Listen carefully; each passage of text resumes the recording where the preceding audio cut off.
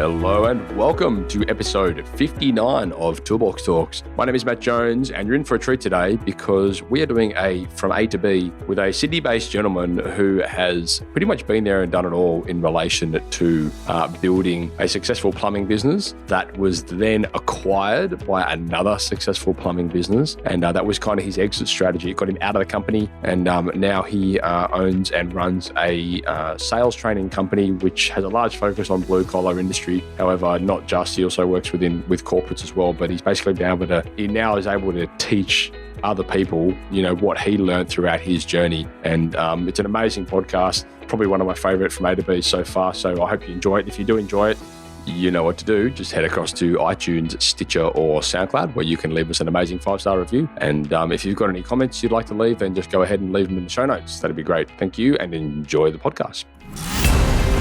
Giving tradies and contractors around the globe the tools to run a modern business. You're listening to Toolbox Talks from the Site Shed. Now here's your host, Matt Jones.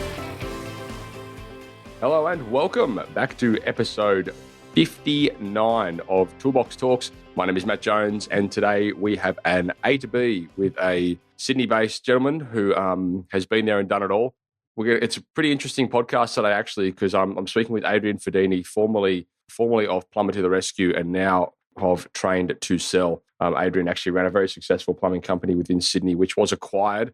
And then he moved into what his passion is, selling. And today we're going to hear a little bit about his story, where he came from. And then we're going to dive a little bit into his former business and his current business. So Adrian, thank you very much for joining us on the show. Thank you very much for having me, Matt. Lovely to be on. No worries. It's been a long time coming. We've been talking about doing this for a while and we've finally pulled our finger out. So that's good to see.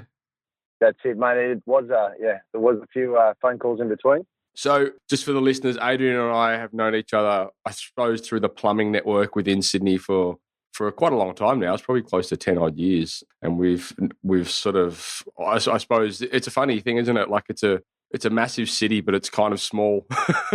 It's amazing how many different people you know through the plumbing industry. Yeah, it's even last night when we were at that networking event, everybody knew somebody that knew somebody. Yeah, it's quite a family, really. Yeah, it's pretty funny. So, Adrian, you've had a pretty cool story. I don't know if you're overly familiar with the podcast. However, one of the messages we do like to convey to our listeners is where you begin is not always where you end up, and you're definitely a testament to that. As someone that's been there, run a successful plumbing company, managed to get that company acquired, and then moved on to what you're doing today. So it's certainly you're certainly a testament to that mantra. I just want to thank you for coming on and sharing a bit about your story and communicating that to our listeners. Absolute pleasure, mate. So tell me, when you were growing up, what did you want to be as a kid? It's a funny story. I remember coming home at about 5 a.m. from my year 12 formal, and I kind of mucked around in year 12. And my dad was on his way to work and he goes, "So what are you going to do?" And I went, I'm going to go do marketing and have about 12 months off. And my dad, being a strong Italian migrant father, just started laughing. He goes, "Get your boots, you're coming to work with me." So I started my apprenticeship under duress. But it was, at the time, I didn't know much about sales at the time, but I loved marketing. I loved the concept of branding.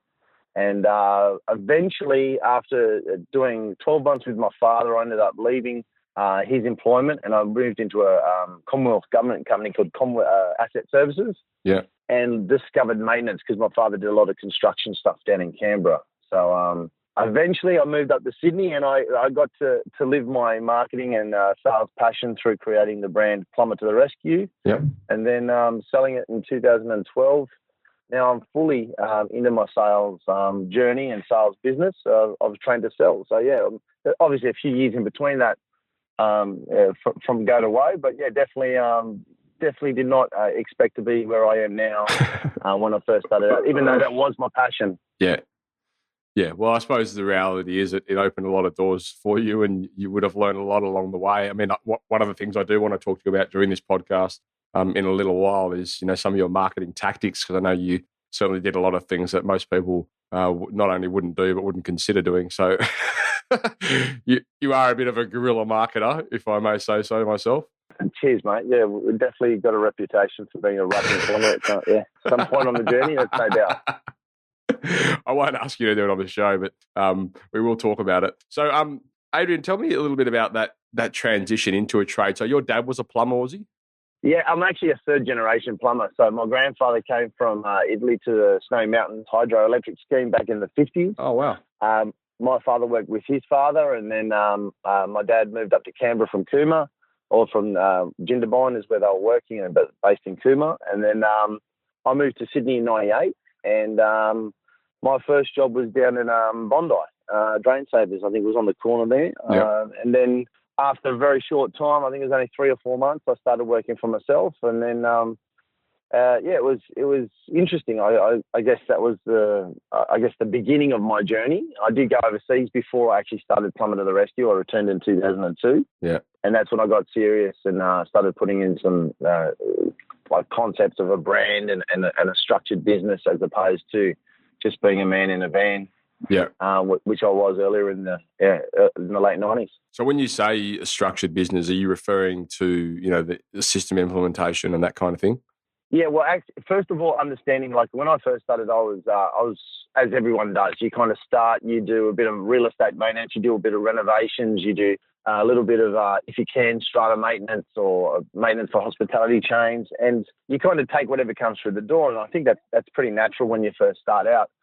But when I was overseas, I was actually contemplating how I was going to do it differently, and I knew it was just going to be maintenance, nothing else, and specifically strata maintenance. I dipped my toe in the strata market and enjoyed the work, and it was quite well. The way that things panned out was quite successful at being able to get in front of strata managers and in strata businesses. Yeah. So it became a natural progression. So I mean, when we're talking about getting in front of strata, I suppose, organisations as a maintenance plumber in Sydney, you're certainly coming up against a lot of competition when you're doing that. And most of the strata companies, around the place, and real estate for that matter, they typically have their own. They have plumbing companies that they would use, or they have preferred contractors. Yeah. How did you break down the barriers between, as a young kid, I suppose, coming, trying to get into these strata companies and get them to start throwing you some work? Well, it's funny. First of all, you got to get noticed, and I love that's one of your taglines too. So I used to ring up the girls that would be at reception and tease them that I would bring Plumberto, who was my mascot, and I put him in a full mascot size, so he's as big as a human being. And I don't know if the listeners know what Plumberto looks like, but anyway, they will in the show notes. Beautiful. So he's a bit like Astro Boy, but it's not quite there. But anyway, and I also promised that I would do a rap song and bring coffee and cupcakes. So it was a bit of tongue in cheek, and I'd also tease them a bit. So I wouldn't just come and say I'd do it. I'd tease for a few weeks. Then they'd get to the point that they wouldn't believe that I'd be prepared to do it. Then eventually they would say, all right, if I could get 4 or 5 or 6 strata managers in the boardroom, you've got half an hour, and then you can go and do your rap song and do Plumber can do his little dance. And then after a while they went, you're just crazy. We just got to give you a chance. So it worked out. But then the big part comes in that you have to have substance behind what you did. That's all well and good to get noticed. But then you have to have back it up. Service standards. Exactly right. You need to have service standards. You need to have all the stuff is very commonplace these days. But back then, guaranteed appointment time, 2-hour window. We received a work order. We contact the tenant and the strata company within about 60 minutes. That was our aim. Sometimes it'd be 40 minutes. Sometimes it'd be 65 minutes. But we would say to them, within 60 minutes, you'll know that we've got the work order. The person that you've called has also been notified. So therefore, that would eliminate phone calls back to the strata company going, when's the plumber coming? When's the plumber coming? Yeah. So, so you needed the substance to back it up. Okay. So with that in mind, how did you learn that? I mean, when you're a young guy, you're working for your father. Did you learn through mistakes of others, or was it? Oh, that's what I'm a global partner of Brian Tracy, and one of the quotes I love the most from Brian Tracy is, in life, to succeed faster, you need to double your rate of failure. Yeah. So I've made so many mistakes, it's unbelievable. But I guess the thing is that you got to pick yourself up and keep going. So Two things. My father was completely the opposite to myself. He was very, very not a rapper. No, definitely no rapper. Not a rapper. Maybe he's grapper? Very dry. Yeah, he was very dry, very, how can I say, customer service did not exist. I remember listening to a phone call to him a few years ago when I went down to see him. This is probably over 10 years ago, 10 years ago. And the phone man was unbelievable. It was like, you were lucky if my dad would go out and see you to go do a job, because customer service to him didn't exist. But he grew up in a different era. Yeah. So I was definitely customer focused. Yeah. Okay, that's cool. And so, look, you built Plumber to a Rescue up. How many guys were you running at the peak? Look, we weren't huge. We had 6 trucks at our peak. Yeah. We had 9 staff, and we had a really strong brand, and that was probably one of the key things that while we were being able to be acquired by Tim Cook and Mr. Washer. Yeah. And we actually, it's funny, everyone goes, I saw another truck, but it was because the brand was so strong. Right. That, people would recognise us in a heartbeat. Yeah, cool. So can we talk a little bit about that acquisition? Yeah, absolutely. So why did you decide, to move on from that business? Absolutely, mate. Look, one of the biggest challenges, and I still think it hasn't changed today, is getting a team to build to get to a certain size and scale to make good money. Mm-hmm.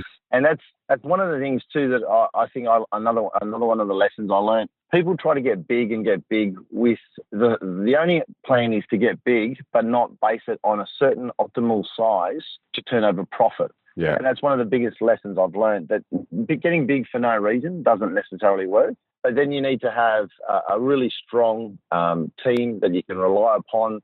And, look, there was a few things. I did it for 10 years. I think I got to the point where my passions of learning and studying, I was doing a lot of study on the side as well. Opportunity came up with Tim Cook, and it was too good to pass over. So, it was actually a pretty easy process for myself, but I think I was fortunate compared to most people trying to sell a business. So how did you actually get it out there that you wanted to sell the business? So it was interesting. I actually went on a holiday with my wife and kids, and one of my key guys quit halfway through that holiday. And it was pretty devastating because as a business owner, you work long hours. It's pretty grueling, and then we'd been putting off a holiday for some time. And I remember looking at my wife and kids and saying, I've got to man the phones for 2 days while we're up in Cairns. And I decided that's enough. I've got to change what I'm doing. And it was I guess a bit fortuitous. One of the first phone calls I made was to Tim Cook, and I said, "Hey Tim, I'm thinking of selling." And within less than a month, Tim had an offer there, and then we went through, obviously they've got to go through your books, they've got to go through your database, they've got to check everything else, that it all adds up. So I was pretty lucky in that case, and it was also too a way that a sale can be engineered is pretty. There's a dozen ways to sell a business. You can give someone a lump sum, they can walk away. Tim's a very smart man. Tim said, "Okay, we'll buy the business, but we want you on board for a couple of years to make sure that all the clientele come across." Yeah. And then what they do, everyone's deal can be individual, but then they can weight the purchase price of that business, give you some money up front, maybe give you some money on success of how many people come across or how many clients come across. Yeah. And I must admit, it was one of the happiest days of my life being able to sell the business, because I want to be honest with people. It's not a walk in the park, So sometimes business can be a very tough thing. Business. And people get sold this pipe dream. I know it's the modern age of the entrepreneur, and everyone going, "Oh yeah, you can sit by the beach and you can sit by the pool and run your business." Mate, you got to have some rock solid systems, some amazing staff, some amazing understanding of how they behave as well before that can happen. So it's not always a walk in the park. So I was equally as happy when I built my business as the day that I sold it. So okay. So you mentioned, I suppose, a bit about that selling structure that you and Tim agreed on. So how did that play out? Like, was it like an upfront sum? And I know you hung around there for a little bit. Did you get commissioned on customers you brought through? Exactly. Yeah, exactly right. Without going into too much detail, I'm sure Tim would probably like to buy another business. So I got a lump sum up front, and then I also got a percentage of all of my business that came on for the next 2 years that I had a non-compete or a contractor sale to stay employed as a sales manager for 2 more years. So I guess it was for me, it was a phenomenal deal. I was very, very happy, and I highly recommend it. And also too, gave me cash at the front, and it also gave me a trail that led on up until 2014. So I sold in 2012. Yeah. definitely a good way to do it. And also it keeps you incentivized. You've got to do something after you sell your business, and you need to work out what you're going to do in that transition period. Yeah. So, yeah. No, it's interesting. And also, I suppose it would have been good for you as well because, it kind of gave your baby a bit of a future. You know what I mean? Like, as opposed to saying, right, here's a lump sum, see you later, and then you don't know what's going to happen to it. Look, as much as we'd like to think that we're not attached to our ego and identity in the business, the fact that Tim said, I want to change the name of the business to Plumber the Rescue was a key part, was a massive part. Sorry, what was that? He what? So Tim Cook, Mr. Washer, is now rebranded to Plumber to the Rescue. So that was a key part of the sale as well. Okay. So then the legacy continues. It's a lovely thing because it was a strong brand, and definitely got people to pay attention and look up and get noticed. So that was definitely one of the key factors in the decision to sell. Yeah, amazing. Oh, good on you. So can you tell us a little bit about your, the segue, the transition into your current business or into the current industry you're in now? Yeah, absolutely. So I was sitting at home and thinking, okay, great, this is phenomenal. I'm enjoying myself, but I've got the entrepreneurial pain in the backside, so to say. I couldn't sit still. I was a bit hyperactive.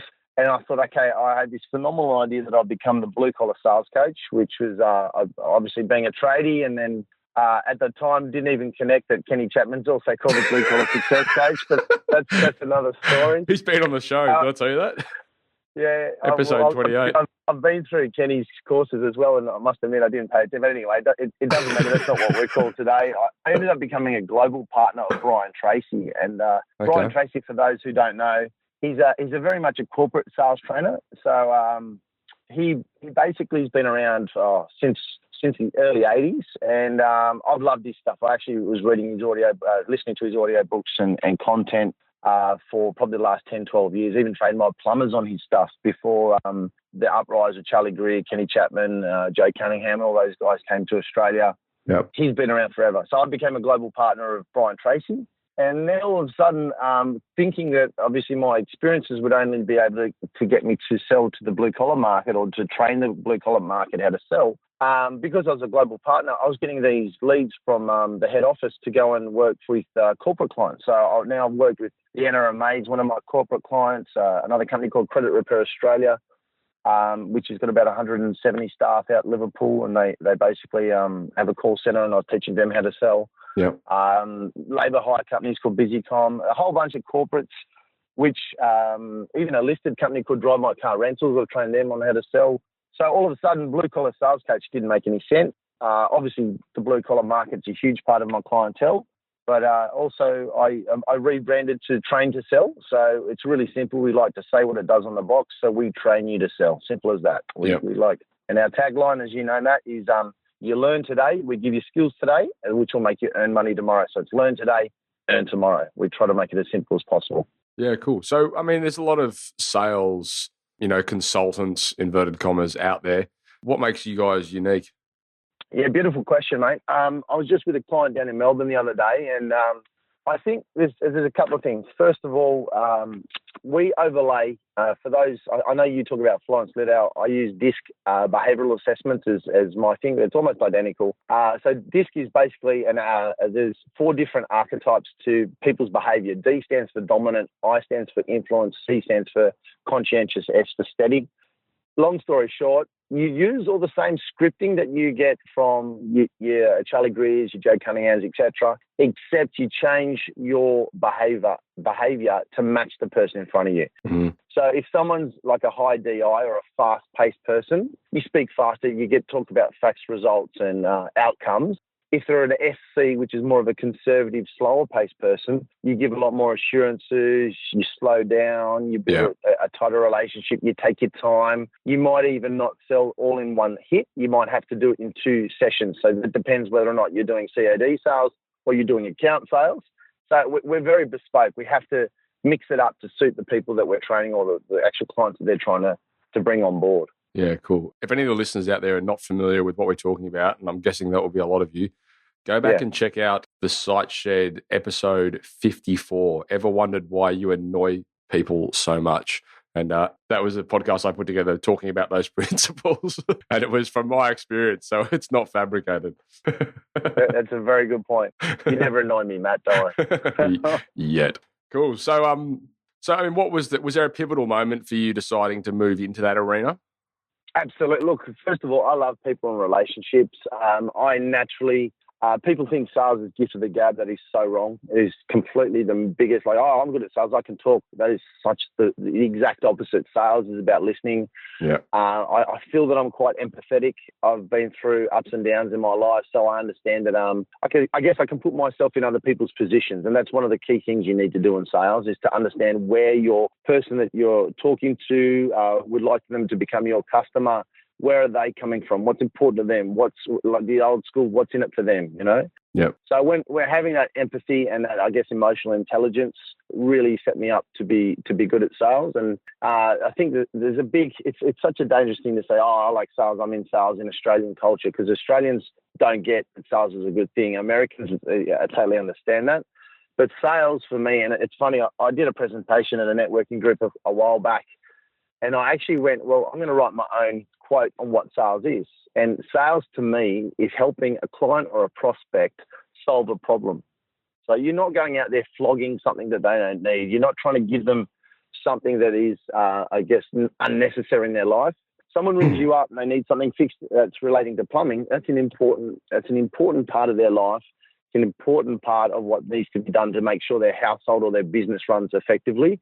So you're helping them. So people need to get out of their mind that they're trying to win something over or get one over on someone. That is not ethical sales. That's not what we teach. Yeah. So I think the passion kind of is where my strengths lie. Yeah, that's good. Good mantra there, and also good work on claiming something that almost certainly was not yours. I do it myself. The plagiarizing king. You know the difference between plagiarism. I've studied it into NLP, which basically they say that when you see someone doing something awesome, the old school was, you copied them. No, you modeled them. So I'll give you a little tip there, Matt. So you modeled them. Do it awesome. Yeah, something like that. Cool, man. So what's your role in the business? Like, what do you do? Okay, so I've got two roles. Number one is to go find clients, bring them on board, and then number two, do the training that they actually require. I actually have two associate coaches or trainers that help me out. Yeah. So all the plumbing clients, trade clients, even I've got builders, anyone that comes from a blue collar background, I do the training. But I've also got two other coaches that come. One comes from a digital space, and I've got another one that comes from the National Sales Academy. Mm-hmm. And basically they kind of handle some more of the corporate stuff, even though I still do some of the corporate training myself. But my two roles, get clients and train clients. And then I have basically people in the office and admin and so on to take care of all the paperwork behind me. Yeah. And what's the one thing that keeps you awake at night? It's a funny thing. Even when you're in a sales training, you're always looking for new clients. You always, it never stops. And also I think one thing from keeping me up in a good way rather than in a negative way. Careful. Is how can I bring something different to the market? And I've got some ideas which we might say for another podcast, which is completely, it's a bit like the rapping plumber, a bit left of center. So stay tuned for that one. Yeah, good one. So what does Adrian do when he's not working? I love camping. My wife and I and the two kids love going. We love anywhere within about 2 hours of Sydney. We'd like to do a further trip, but we're going to Hawkesbury in a few weeks. We go to Kangaroo Valley often. Yeah. Anytime that I can get away from Wi-Fi, cellular contact, and spend, because we still work long hours, and my kids are young, so anytime I can get in the bush, by a campfire with my kids and my wife, and often sometimes friends as well, that's my recharge time. That's what I love. Oh, good one. And I know you've. Do you want to tell the listeners about your recent conquest? Which one, mate? The one in the ring.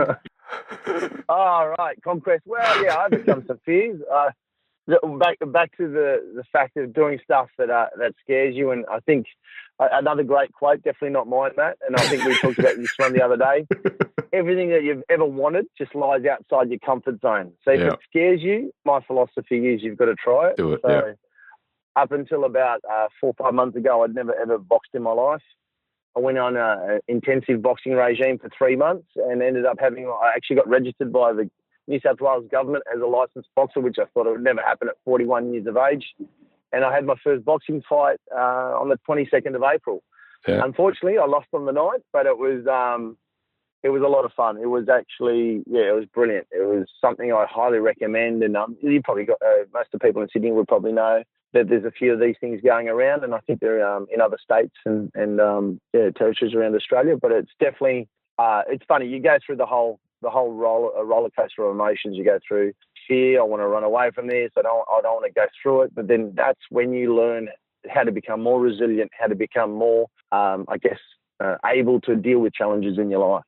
Yeah, no, that's pretty cool. I actually got another mate who did a very, very similar thing. So, it's interesting to follow that story, and maybe you'll get the next one, eh?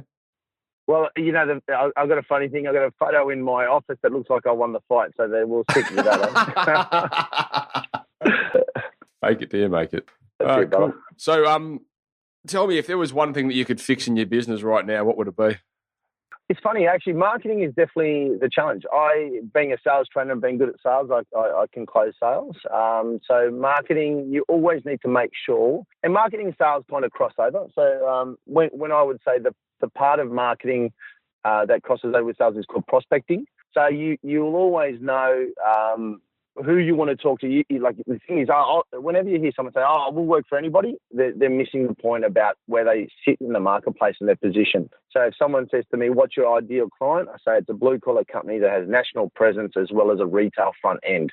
So, for example, an O'Brien's Glass or a Winston Blinds or something like that. So I know in a heartbeat exactly who. Doesn't mean that I won't work for other companies. Yeah. But if I was to wave a magic wand and have 5 of these ideal clients, that would be exactly that demographic. They'll be national company, retail presence, and they have a blue collar contingency to them, so I could relate to the guys in the field as well. So marketing is always a challenge, and it's not so much marketing itself; it's marketing at a good value, because marketing, in essence, as you know, Matt, it's not too hard, and you can do it relatively low cost, but trying to find effective strategies that don't break the bank.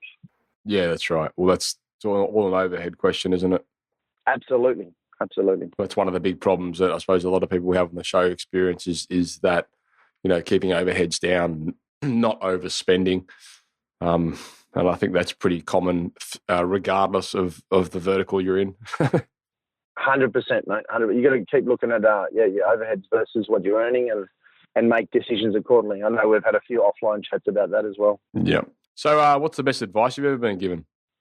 Shut up and listen. That is by far the best advice I've ever been given. Can't even remember who told me that. Yeah. But yeah. Probably many people. Being a high DI, as you know, we'll refer to that later on for the listeners. But yeah,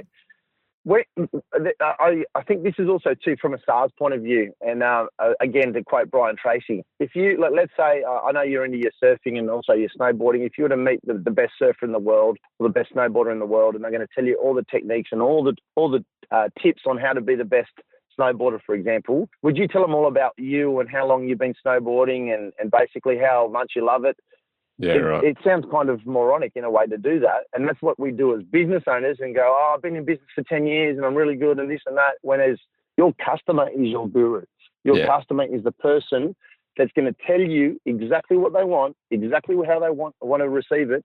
And they will give you the information for you to be able to make sure that you can match your services with their needs. Yeah. A lot of the business owners that I speak to, they tend to have like habits that help them, get through the day or achieve certain goals. Do you have? Is there anything that you typically do, or in like a routine sort of structure? 100%. I am in the office around 5:30 every morning. I know it's a bit obsessive. I used to think I started early before I worked with Tim Cook, but Tim Cook is he's definitely educated me and taught me a few things about work ethic. So I'm in the office often at 5:30 in the morning. I'm smashing out emails and stuff where I can't communicate with people. Sometimes I forget and call people at 6 o'clock, which is a bit embarrassing in the corporate world. Yeah. But work ethic is everything. The harder you work, the luckier you become. So if you put in the effort, and also too, you need to not just work hard like blindly, work hard with a plan. Yeah. Crucial to make sure that you're looking for. It's like another quote: "Fish where the fish are, mate." So working hard, but you're working at a market that can't afford to take your services on, or back to the plumbing world. You discover that you need to charge more than what you're charging, and you're talking to the wrong people. It's a waste of time. So then make sure you take one step back, think about where you're actually putting in that hard work, and then refocus your efforts. Are you a reader? No, hardly ever read, but I love audiobooks and I love podcasts. Plug for you once again for you, Matt. So I'm always in transit, whether it be on driving from client to client, or sometimes even interstate, airports and flying and whatnot. And I've always got my an app I love is audible.com. Yeah. Audible, basically you can download heaps of I never listen to fiction in a million years. I'm always business books, sales books, etc. And I draw from so many different people and experiences and whatnot.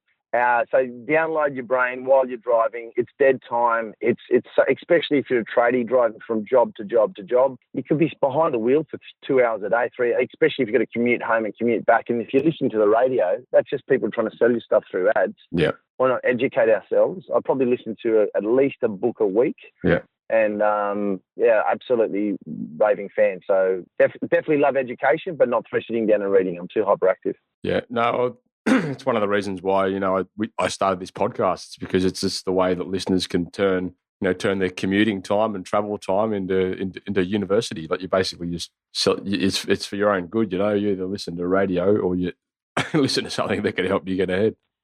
It's so funny. Often I hear, I want to be rich, I want to be successful, I want to do this. But yet people don't invest the time into the education. It takes 4 years to become a journeyman, 6 years to become a contracted plumber.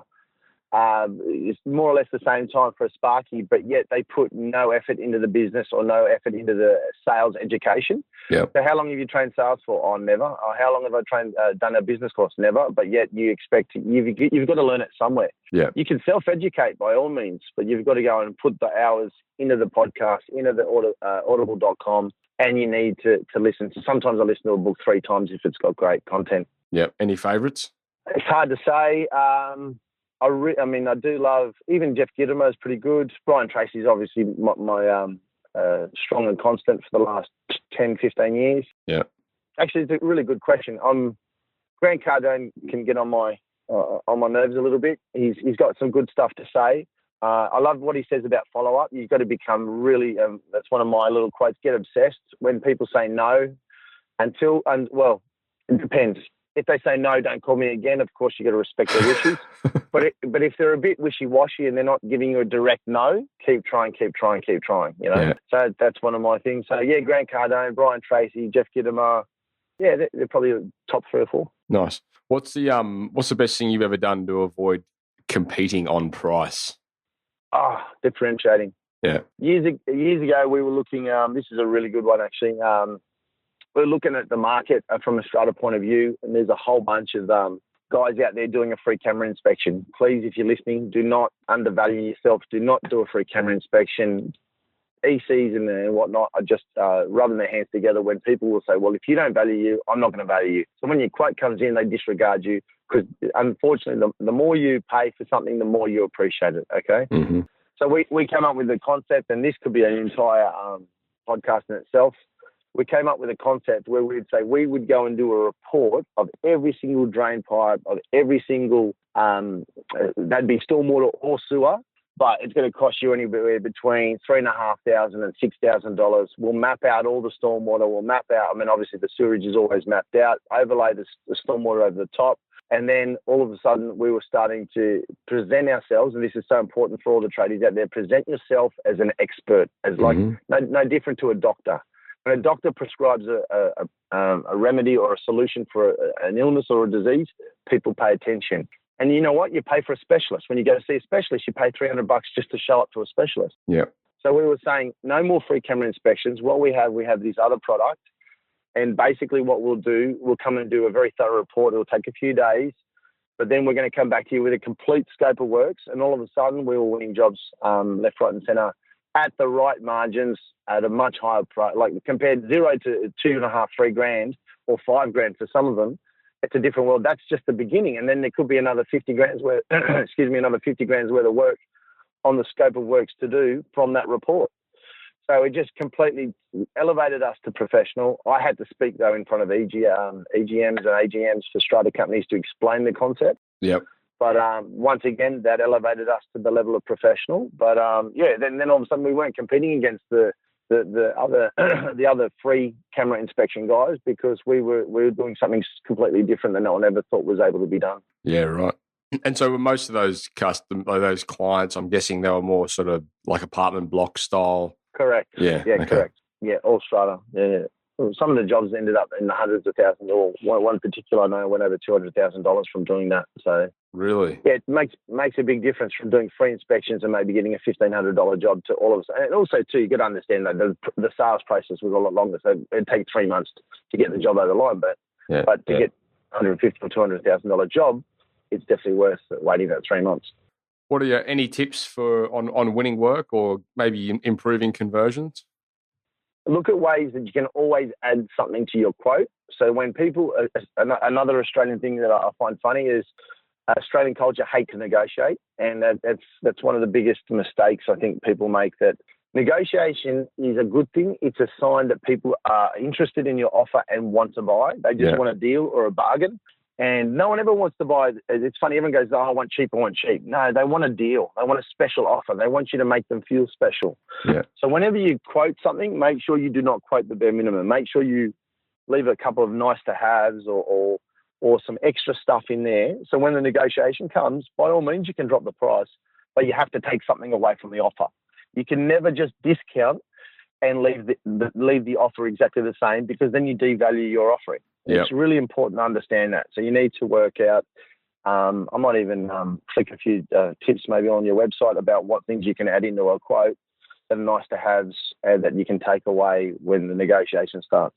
Yeah, that's a really good point, actually. We see that all the time, people just offering discounts and, devaluing their products so much. But if you can take stuff away from the proposal, so yeah, we can give you a discount, but then we need to remove this from it. Exactly right. Yeah, that's clever. That's good. We do have a bit of a technical spiel, I suppose, at the site shed. Like we do like tech tools and all that kind of stuff. Were there any apps or business tools or CRMs or anything that you guys currently use? Look, it's funny. I've been through the whole merry-go-round with CRMs, and I was with Zoho like 6-7 months ago. Yeah. I went around, tested everything else out, and it looks like I've come full circle back to Zoho for a couple of reasons. It's relatively cheap. It is actually very cheap. It's maybe not 100% exactly what I'm looking for, but you've got to weigh the cost-benefit scenario up. And for the money that you pay to what you get, Zoho's my CRM. And I can't stress enough, you must have a database.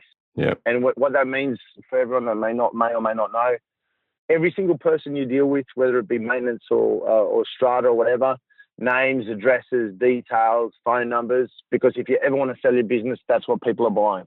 They don't want to buy, and we had this conversation offline. If you're working for builders, unfortunately, you probably don't have that much to sell, because builders are only going on probably the best quote. They might, from time to time, pick a higher quote, but it's going to be within a few percent. Whereas strata companies, general public, hospitality chains are going to be, again, coming back to that cost-benefit analysis. And then if you can show enough value and enough benefit of using your company, they'll be prepared to pay a higher price.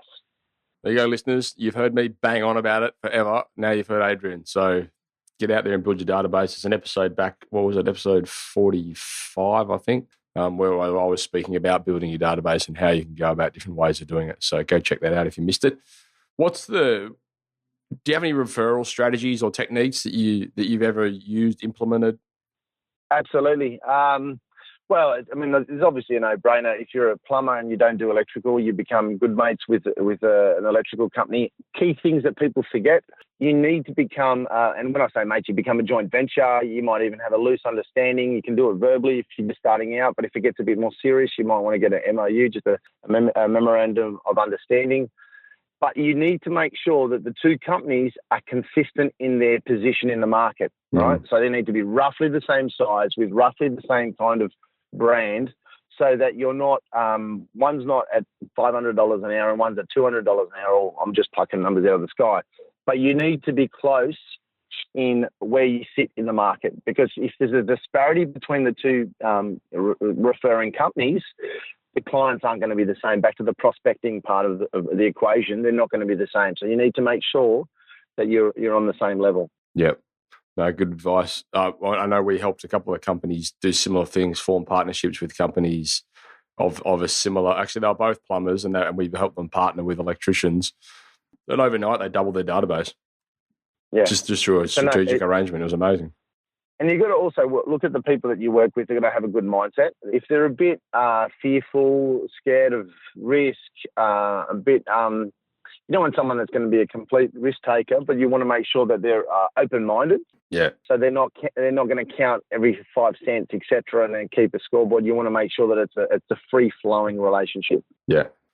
No, that's awesome. Good advice. So what does the future hold for Adrian? Mate, it's a great question. A lot more leverage. I'm looking for a lot more. I want to reach a bigger audience, and I'm going to be doing videos very soon. Also, a lot of stuff on audio, so I can, basically get to as many people, so I don't have to be face to face. And obviously, that'd be probably at the entry point of my products and services. And I've already got clients in Perth and also down in Melbourne. Adelaide, and looking actually at securing some clients up in Brisbane at the moment. So, a bit of travel, which is always fun. It's a bit of a challenge at too. But, looking at ways to get to a wider market through leveraging and making sure I've got products that can, especially have a product range all the way from the guy just starting out in a one-man band, all the way up to the guys with 150 trucks. Yeah, fantastic. Yeah, mate, it's all about leverage, all about compounding. It's a big shift now, I suppose, to... it's sort of gone are the days where that, well, to a degree anyway. I mean, we find, that one-on-one relationship building with people is fantastic. However, it's not always applicable. And a lot of people don't want it. Like, I've got clients that live in the suburb across, the next suburb along from me, and I've never met them. And it's not because I don't want to meet them. It's just because they just don't value that anymore. So we're too busy these days, Matt. We've got a million things to do. I want the information. Once I get the information, I'll run with it immediately. Right. I don't need to commute all the way to your office, sit down with you, then commute all the way back. Just give it to me as quick as I can. That's the era we live in. Yeah. No, it's a funny world, but anyway, it's the way it's going. So how can people reach out to you? Mate, our website, www.traintosell.com.au. Also, too, once a month, as you know, Matt, we have the Sydney Tradies Pub Tour. We're going to be expanding that to Melbourne soon. Mm-hmm. And, so basically the Sydney Tradies Pub Tour is basically, we're building a community. There's no cost. It's business over biz is our tagline. And what we're doing is creating, a network of guys. Like, for example, we had one on last night. We had the... New South Wales general manager from Laser Plumbing and Electrical, which turned over hundreds of millions of dollars all the way down to a one-man band. So it's basically getting a whole bunch of tradies in the room that are going through the same issues, and basically having a mastermind group where everyone can have a chat and say, okay, cool, I'm not in this by myself. And each month we'll bring in a bit of education as well. Yeah, no, awesome. No, that was a good night actually. I'll definitely be putting the feelers out there for anyone else who wants to come along with me next month. That was really good. Well done. Thank you very much, mate. Okay, cool. Well, look, we're pretty much at the end of this show now. So the last question that I always ask people that come on the show is, who would they like to see next interviewed on the show? Oh, interesting. I was speaking to Luke McCallum from Laser. I think they've got a really interesting model. I think if you reach out to Luke and have a chat to him, and actually I'm going to give you two. Also to a financial planner, perhaps someone that can basically give guys. One of the things I find when I go into businesses and we go, okay, cool, the guys are going to start getting paid commissions for sales. They're going to start making more money, and then the common complaint from the tradies is, I'm paying too much tax. We need to get the message out that tax is not a problem, because once you have a financial planner, you can minimise that tax, right? So you can bring back tax is a good problem to have, because then you can work out structures and whatnot. So probably Luke McCallum from Laser, or a financial planner to come on board. Okay. All right. Well, maybe we'll have a bit of chat about a financial planner offline. And Fantastic. go forward from there. But I'll definitely. Actually, I spoke to Luke last night, and he's pretty keen to come on the show. So that'll be very interesting. Obviously, from anyone that wants to learn about the whole franchise model, there's no better person to talk to in that regard. Yeah, they're doing good things. So, Adrian, thanks very much for your time, mate. It's good to learn a bit about you, a bit about your business, where you've come from. I'm sure a lot of the listeners out there will resonate and enjoy that. So, I just appreciate the time you put in. Absolute pleasure, Matt. Thank you very much for having me on.